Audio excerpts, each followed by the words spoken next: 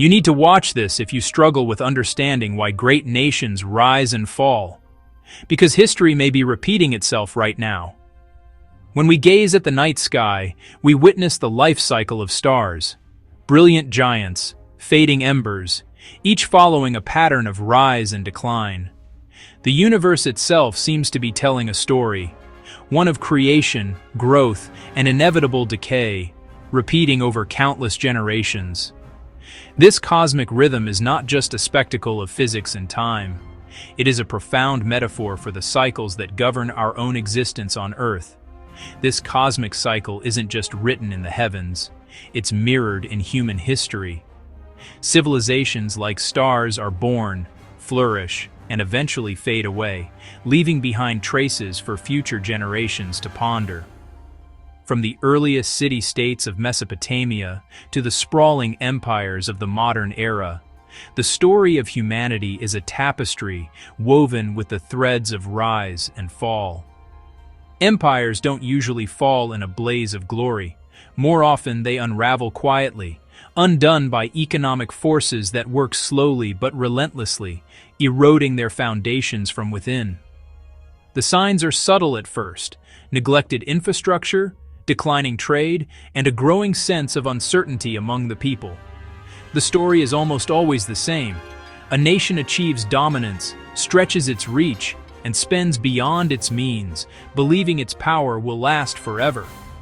The Roman Empire, for example, expanded across 3 continents, building roads, aqueducts, and cities, convinced that its might was eternal.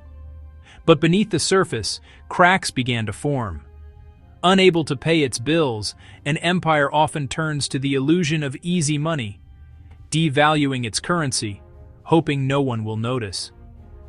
In Rome, emperors mixed base metals into their silver coins, causing rampant inflation. Centuries later, Spain flooded Europe with New World silver, only to see prices soar and its economy falter. The British Empire, too, faced mounting debts as it tried to maintain its global dominance. Inflation follows, trust erodes, and the economy grinds to a halt. The people feel the pain first, as their savings lose value and daily life becomes a struggle. In Weimar Germany, wheelbarrows of cash bought a loaf of bread. In ancient Rome, citizens hoarded gold and bartered for goods as the denarius became worthless. Soldiers and citizens lose faith, trade collapses, and the empire becomes a hollow shell.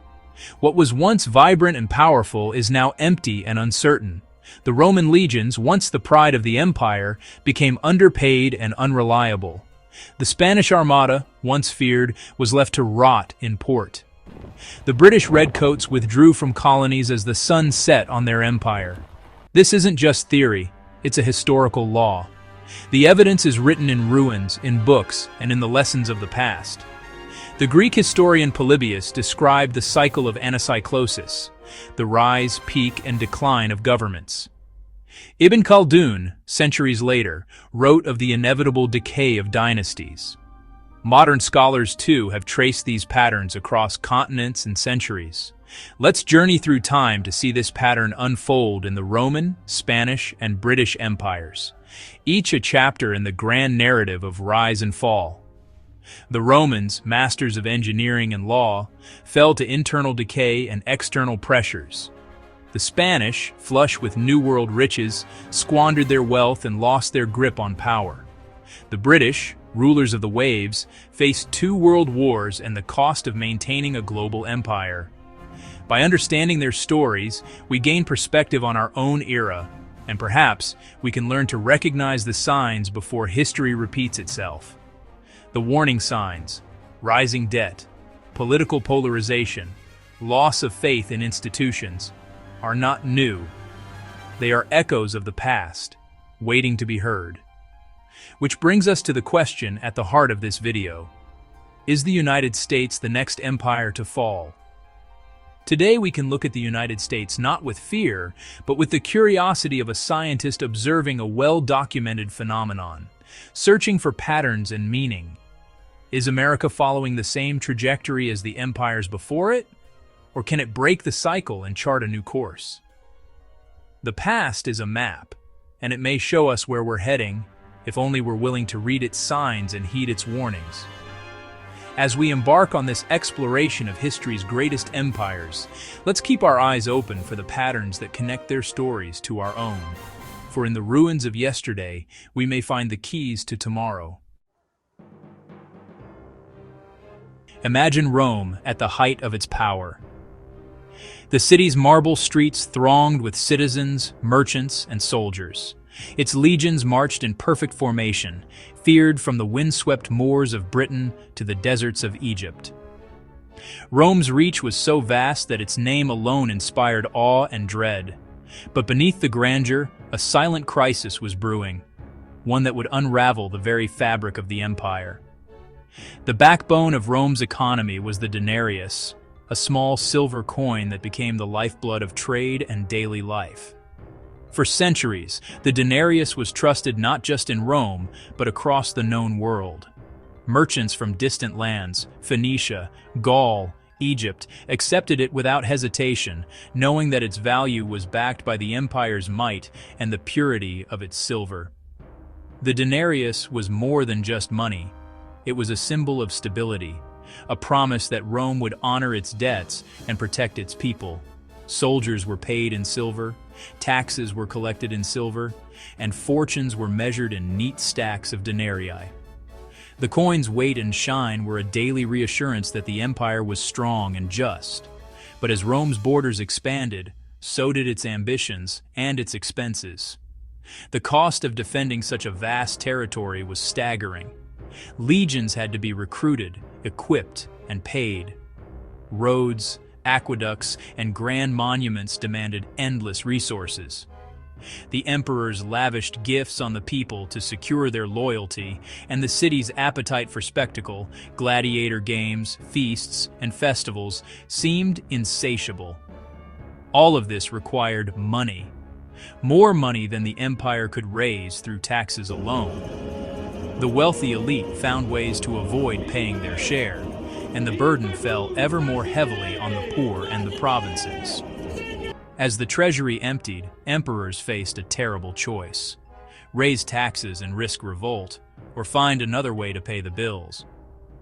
That's when the slow poison of debasement began. At first it was subtle. A little less silver here, a little more copper there. The coins looked the same, but their true value was quietly slipping away. Each new emperor, desperate to solve immediate crises, whether a war on the frontier or a famine in the heartland, chose the easy path. Mint more coins, but with less silver. The people noticed. Shopkeepers weighed coins more carefully. Soldiers grumbled that their pay didn't buy what it once had. Prices crept upward, then surged. Bread that once cost a single denarius now cost 10, then 50, then 100. The word spread. The money was no longer to be trusted. The consequences rippled through every corner of Roman life. Tax collectors, once content with silver, began to demand payment in gold or in kind, grain, livestock, anything of real value. Barter returned to the markets. A mother might trade a family heirloom for a sack of flour. A farmer might swap a goat for a pair of sandals. The elegant system of Roman commerce began to break down. As the currency collapsed, so did the government's authority. Soldiers, unpaid or paid in worthless coins, mutinied or deserted. Civil wars erupted as rival generals fought for control, each promising to restore order but only deepening the chaos. The central government, once the unshakable heart of the empire, lost its grip on the provinces. Local warlords and bandits filled the vacuum. By the 3rd century, the denarius was a shadow of its former self. What had once been nearly pure silver was now little more than a copper disc with a thin silver wash, so debased that even the government refused to accept it for taxes. Officials demanded gold or goods, or simply took what they needed by force. The people's faith in money, and in Rome itself, was shattered. The economy ground to a halt. Trade withered. Cities emptied as people fled to the countryside, seeking safety and self-sufficiency. The grand monuments of Rome, once symbols of eternal glory, stood silent and abandoned. Statues toppled, columns crumbled, and the marble palaces became the haunts of wild animals. The final blow came not from foreign invaders, but from within. The empire, hollowed out by decades of economic decay and lost trust, simply unraveled. In 476 AD, the last emperor was deposed, but by then, Rome's glory was already a distant memory. The lesson is stark and enduring. When leaders destroy the value of money, when they trade long-term stability for short-term gain, they undermine the very foundation of their power. No empire, no matter how mighty, is immune to the slow rot of lost trust and economic collapse. Rome's fate was not sealed by the sword, but by the choices of its own rulers. The pattern was set, echoing through history as a warning to all who would follow. The collapse of trust is the collapse of empire. 1,000 years after Rome's fall, a new superpower emerged: Spain. Its empire stretched from the sun-baked plains of Mexico to the lush jungles of the Philippines, and its ships ruled the world's oceans. The engine of this empire was silver, mountains of it, mined by indigenous laborers in places like Potosi and Zacatecas, then loaded onto galleons bound for Europe. Every year, fleets carried tons of silver across the Atlantic and Pacific, linking the Americas, Europe, and Asia in a vast web of trade. The Spanish dollar, or piece of 8, became the world's first truly global currency, accepted from London to Beijing. Silver poured into Spain, but much of it flowed straight out again. Spanish merchants bought silk and porcelain from China, spices from the East Indies, and luxury goods from across Europe. The empire became a giant consumer, importing more than it produced. The Spanish crown spent lavishly on palaces, art, and endless wars to defend its vast territories. The royal court glittered with gold and jewels, but behind the splendor, the treasury was bleeding.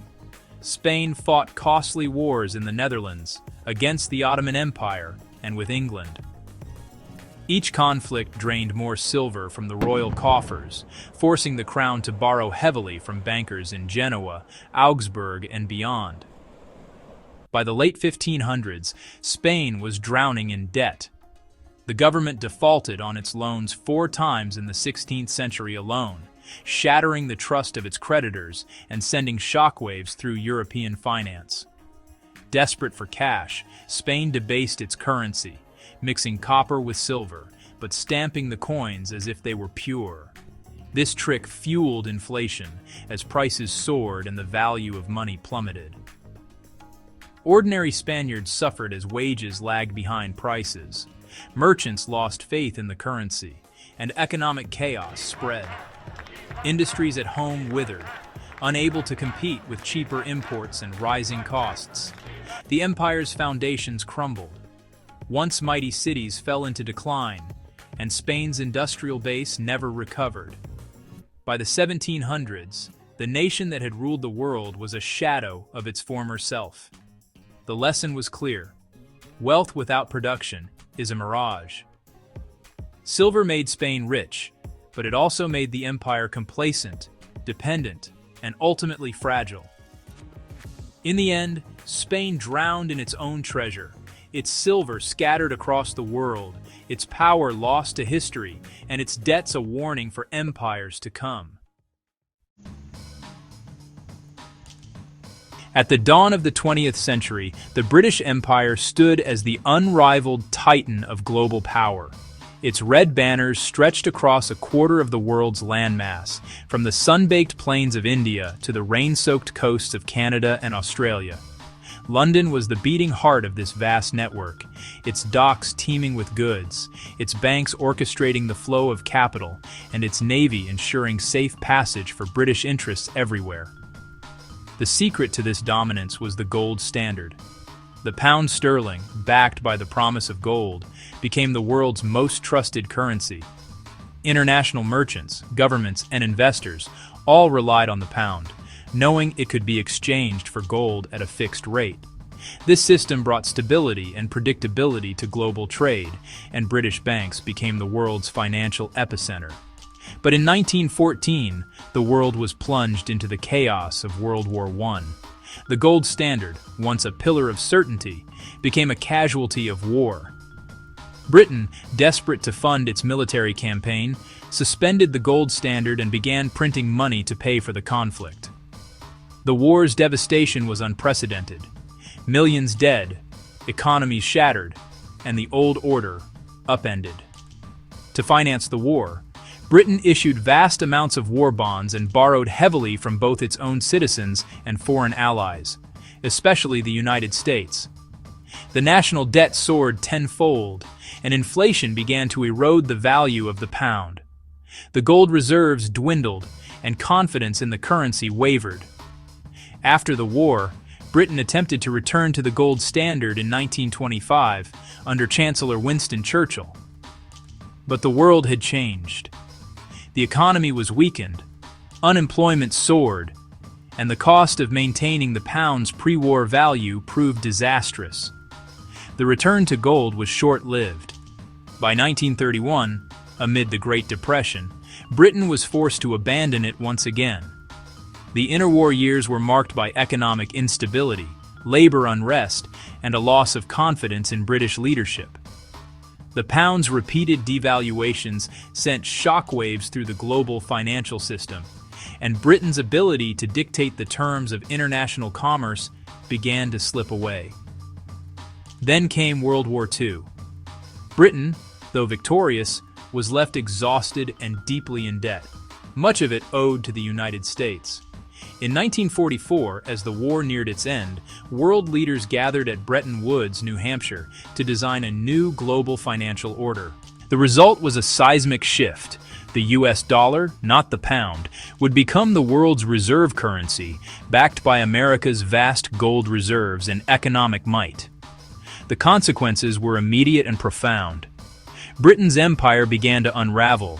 India, the jewel in the crown, gained independence in 1947, followed by a wave of decolonization across Africa, Asia, and the Caribbean. The world's balance of power shifted, and the British Empire's global influence waned. The Suez Crisis of 1956 was the final blow.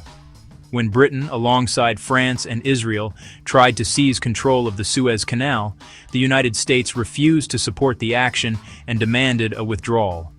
The pound plummeted, and Britain was forced to comply, exposing its diminished status on the world stage. Throughout the 1960s and 70s, the pound was devalued repeatedly. Each devaluation eroded confidence further, both at home and abroad. Inflation soared, and the cost of living rose sharply, fueling social unrest and political turmoil. By 1976, Britain faced a full-blown economic crisis. With inflation out of control and the pound in freefall, the government was forced to seek a bailout from the International Monetary Fund, the first time a major Western power had done so. The humiliation was palpable, and the sense of decline inescapable. The fall of the British Empire was not a sudden collapse, but a slow, grinding retreat. It was managed not by armies or generals, but by accountants, policymakers, and international bankers. Each decision, each crisis, chipped away at the empire's foundations. The lesson was clear: economic reality, not military might, ultimately dictates the fate of empires. When the financial underpinnings crumble, even the greatest powers must yield to new realities. Today, Britain remains a nation of influence and tradition, but its days as the world's economic and imperial center are long past. The torch has been passed, and a new era, dominated by the United States and the dollar, has begun. Britain's decline stands as a warning for those who would follow. Empires rise and fall not with a bang, but with a series of choices, crises, and turning points. The world watched as the torch was passed, and history's next chapter began. Now we arrive in the present, 2025. The United States, a nation that once symbolized boundless opportunity and innovation, stands at a crossroads eerily reminiscent of the great empires that came before. The United States stands where past empires once stood, confident, powerful, but increasingly aware of the tremors beneath its feet. After World War II, America's dominance was unrivaled. The nation emerged as the world's economic engine, its factories humming, its cities expanding, its influence stretching across continents. The dollar became the world's foundation, trusted by nations everywhere as the ultimate store of value. By 1944, the Bretton Woods Agreement cemented the dollar's supremacy, making it the world's reserve currency. But echoes of Rome, Spain, and Britain are unmistakable. Each of these empires, at their peak, believed their dominance would last forever. Yet history tells a different story. The U.S. maintains nearly 800 military bases worldwide, a global presence unmatched in history. This mirrors Rome's far-flung legions and Britain's colonial garrisons. With a defense budget exceeding $800 billion, more than the next 10 countries combined, America's military might is formidable. Yet, as historian Paul Kennedy warned, imperial overstretch has been the undoing of many great powers. Decades of costly wars and global commitments have stretched resources thin. From Vietnam to Afghanistan, the toll, both human and financial, has been immense.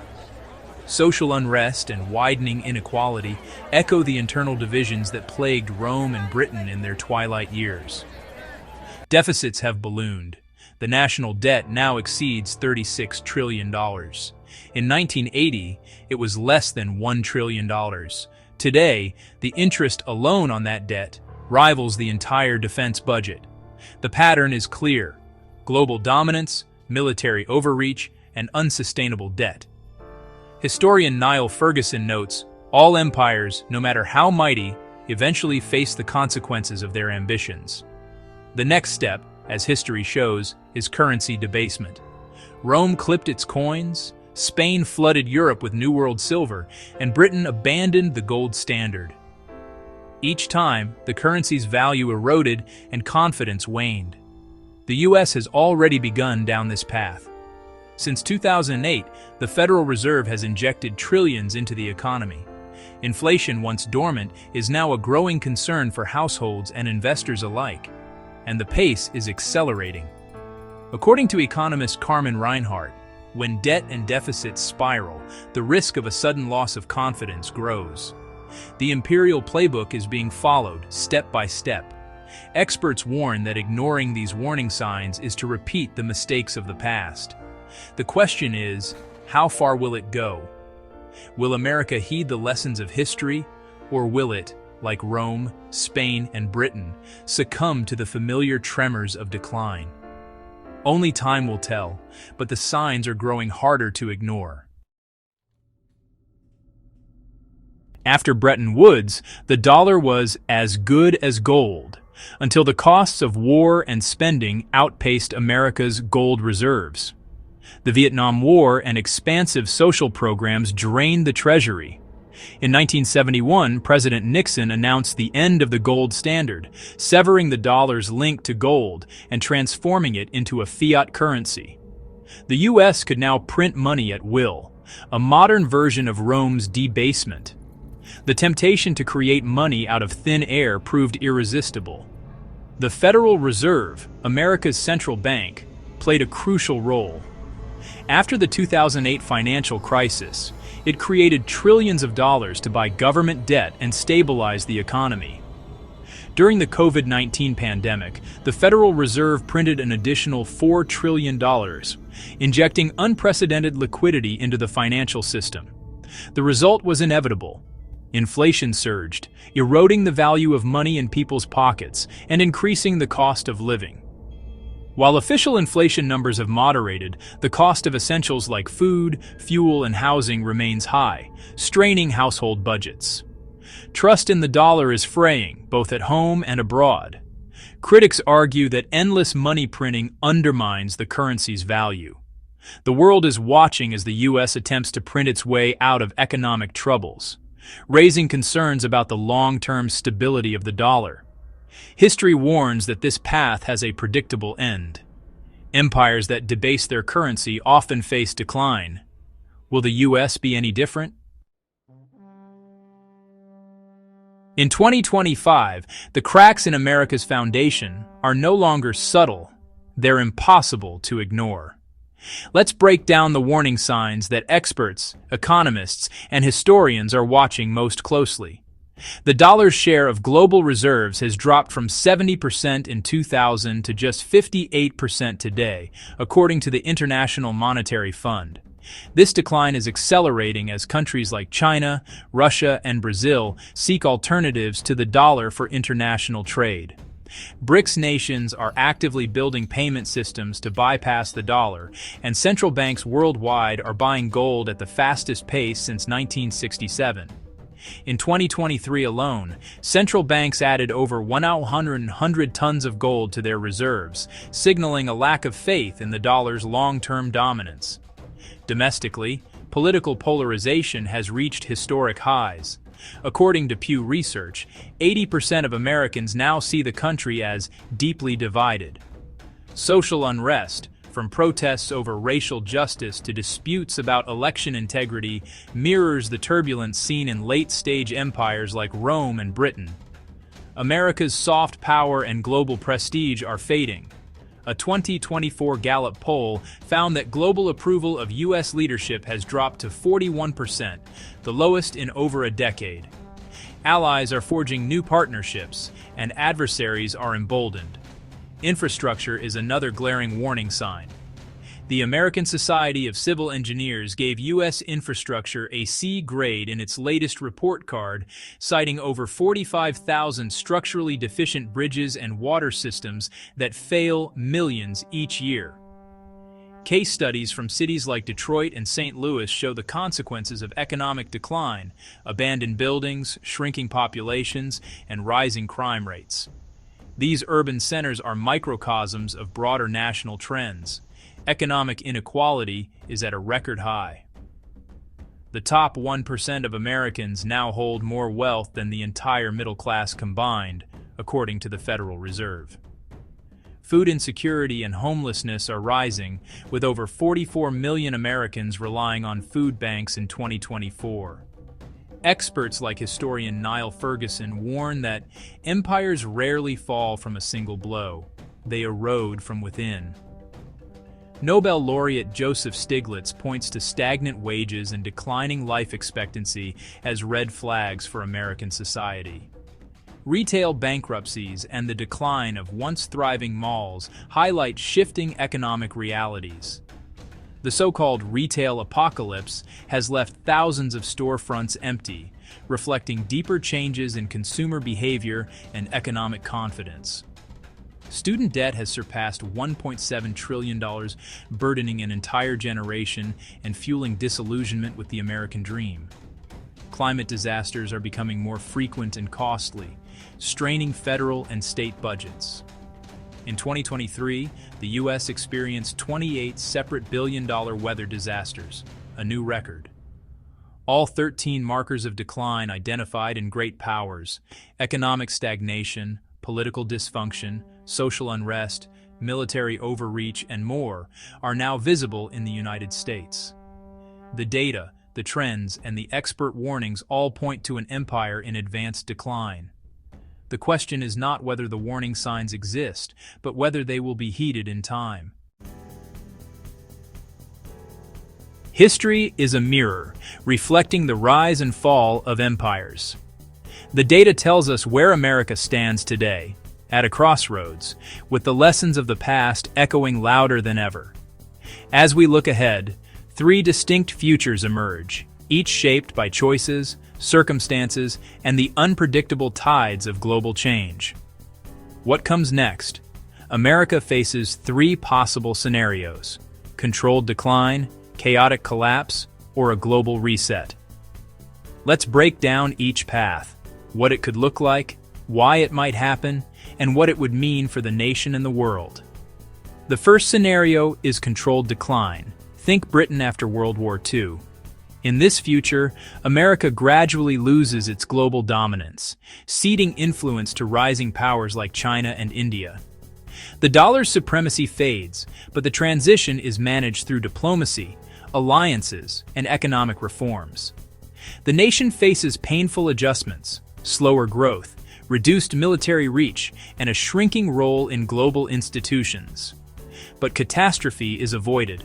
Social safety nets are reformed, industries adapt, and the U.S. remains a major, if no longer dominant, player on the world stage. This path requires foresight, humility, and a willingness to compromise, both at home and abroad. The second scenario is chaotic collapse, echoing the fate of Rome. Here, a sudden loss of confidence triggers economic breakdown.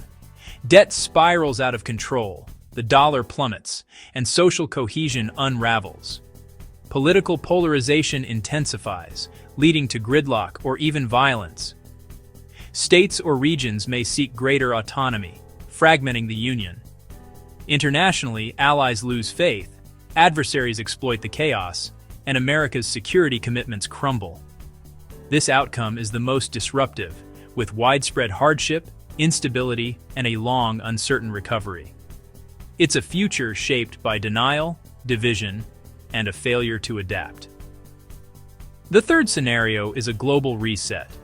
In this future, the world's major economies, facing mounting debt, climate crises, and technological disruption, agree to overhaul the international system. A new reserve currency emerges, perhaps digital and multipolar, replacing the dollar's central role. America is forced to adapt quickly, but the transition is coordinated, preventing the worst-case outcomes.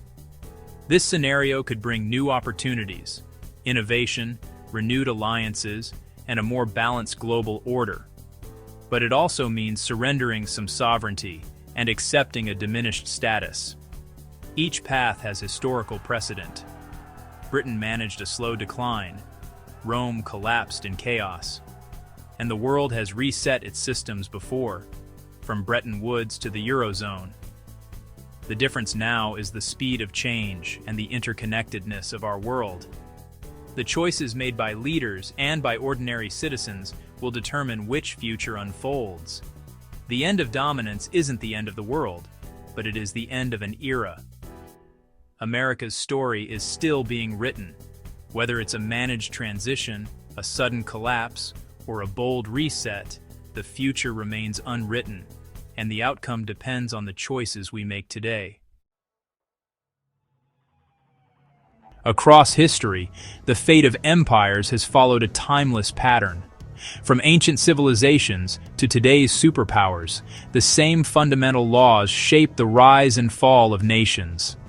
Empires are born from ambition and unity, a vision that sparks expansion, as seen with Rome, Britain, and the United States. Expansion brings prosperity and influence, but also new challenges. Overextension is inevitable. Resources are stretched, and vulnerabilities appear. From Rome's distant borders to America's global presence, the burden of defending far-flung interests grows heavier with time. Economic strain follows. Empires borrow, tax, and print money to sustain their reach, leading to mounting debt and financial instability. These pressures erode stability from within. Internal division grows as inequality rises and social cohesion weakens. Corruption, unrest, and polarization follow, fracturing the very foundation of empire.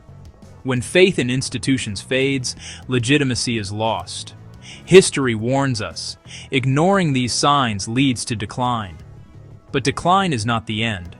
It's the start of transformation, a chance for renewal, new ideas, and new leaders. The end of one empire marks the birth of another. After Rome, the Renaissance. After Britain, America's rise. Each transition brings turbulence, but also progress and innovation. If America declines, the world will adapt. New powers will rise, alliances will shift, and the global landscape will change. The transition may be stormy, but change is the only constant. The laws of rise and fall are not just about nations. They reflect humanity's drive for progress. The cosmic cycle continues, governing empires as surely as it governs the stars. Every end is a new beginning.